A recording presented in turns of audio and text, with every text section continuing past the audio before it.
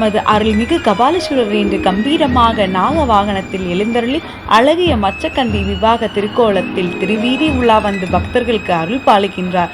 மகுடி இசைக்கும் நாகஸ்வர பாடலுக்கு ஏற்ப நம் கபாலி ஆடிக்கொண்டே வரும் இந்த தெய்வீக காட்சி காண்போர் மெய்சிலிர்க்க வைக்கின்றது. பக்தி பரவசமூட்டும் இந்த அற்புதமான நடனத்தையும் கபாலியின் நளினத்தையும் கண்டு கழியுங்கள்.